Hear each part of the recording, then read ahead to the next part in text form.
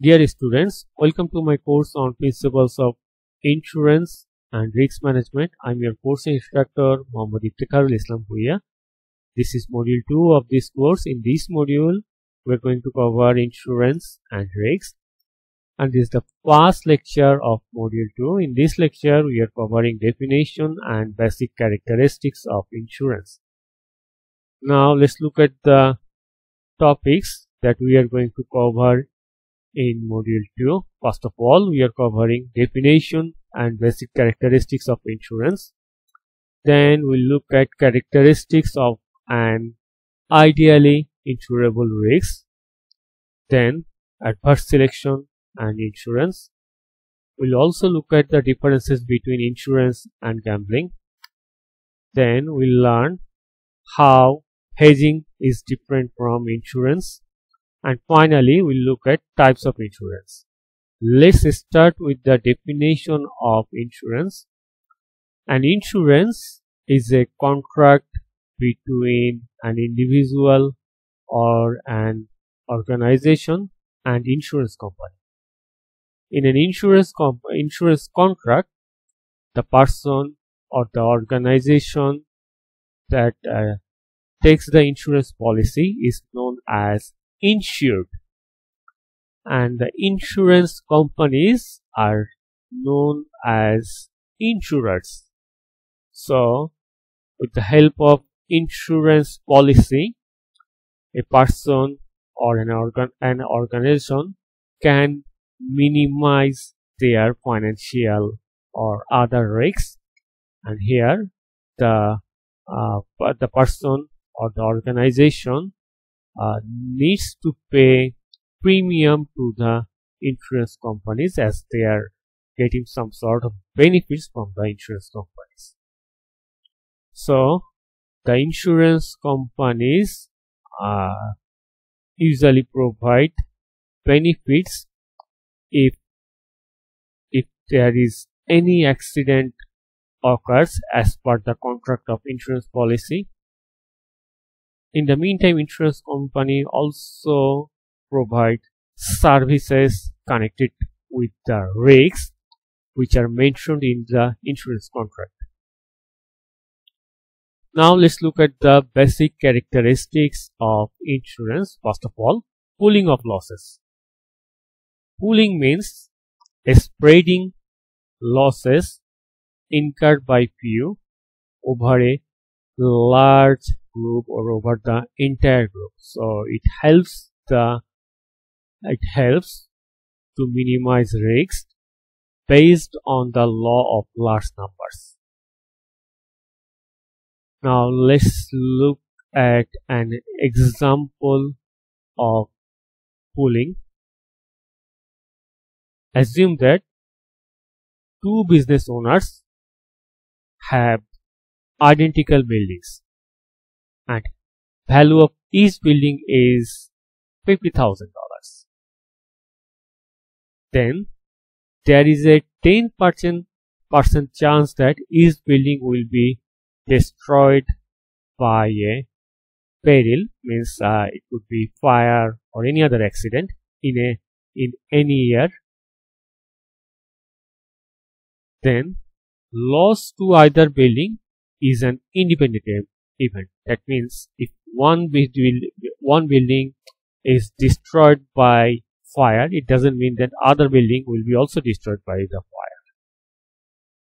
As there is a 10% chance that each building will be destroyed by a peril or by an accident, in this case expected loss for each building is $5,000 and standard deviation is $15,000. So standard deviation, we know that in statistics, standard deviation indicates the deviation from the mean. So higher the deviation, greater the loss is or greater the risk is. So the deviation from expected loss is $15,000. So as each building is identical, if there is any accident, in that case expected loss for each building is $5,000 and standard deviation is $15,000. Now consider that if the owners of these two buildings comes to an agreement, and if they agree that they will pay an equal share of any loss that might occur. In this case, expected loss will still remain 5,000, like the previous one. Expected loss for each building was 5,000. When the owners come to an agreement that they will pay an equal share of any loss that might occur, still the expected loss is 5,000. But look at the standard deviation. When the owners shares the loss, and when the owners comes to an agreement that they will pay an equal share of any loss that might occur, in that case standard deviation decreases to $10,607. So in our previous case, the standard deviation was $15,000, and in this case the standard deviation of loss is $10,607.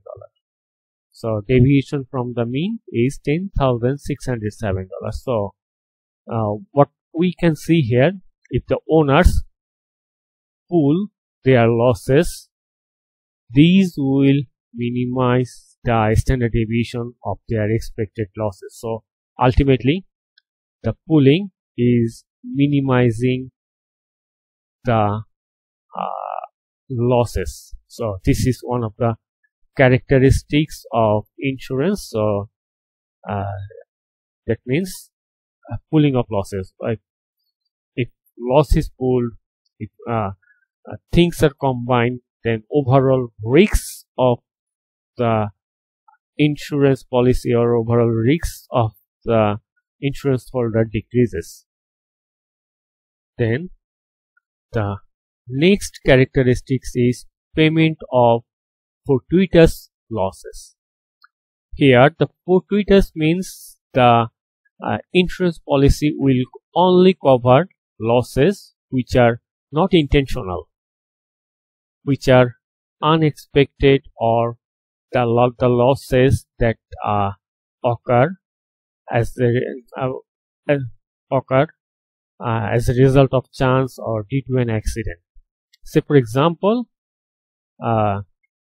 you have a 5-story building and you have got an insurance policy for your building, and you'll be covered for any losses due to fire in your building. But it does not mean that to get the insurance benefit you will be allowed to burn your building to get the insurance benefit. You will only get the insurance benefit if there is an accident. It means the insurance companies will pay only for the fortuitous losses, not for any sort of intentional losses by the insurance policyholder. So this is the second characteristics of insurance. Then risk transfer.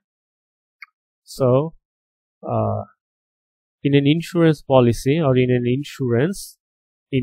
insurance, a pure risk is transferred from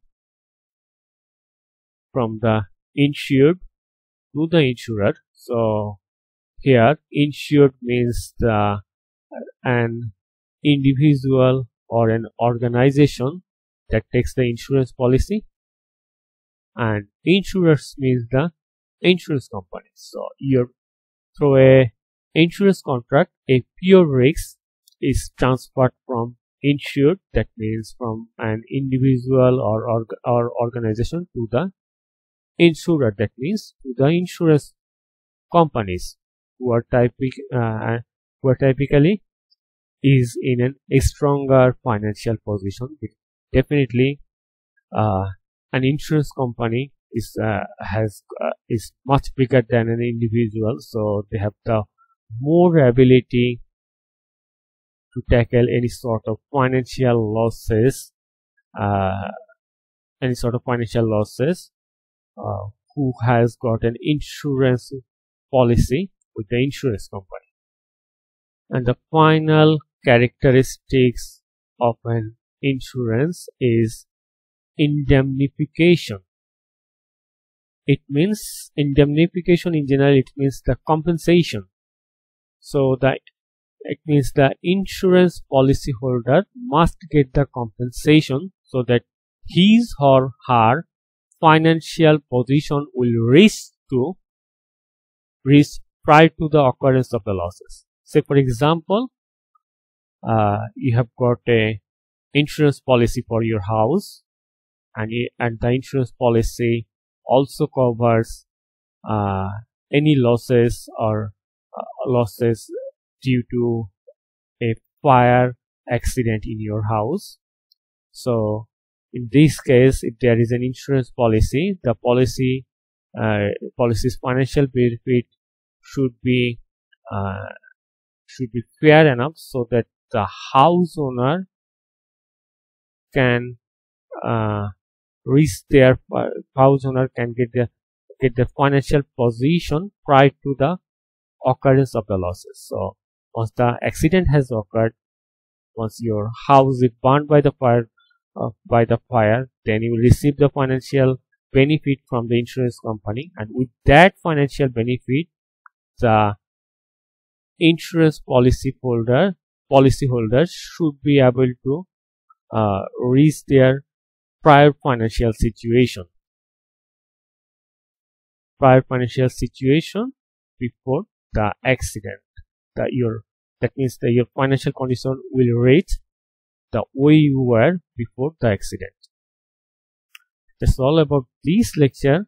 In our next lecture, we'll cover characteristics of an ideally insurable risk.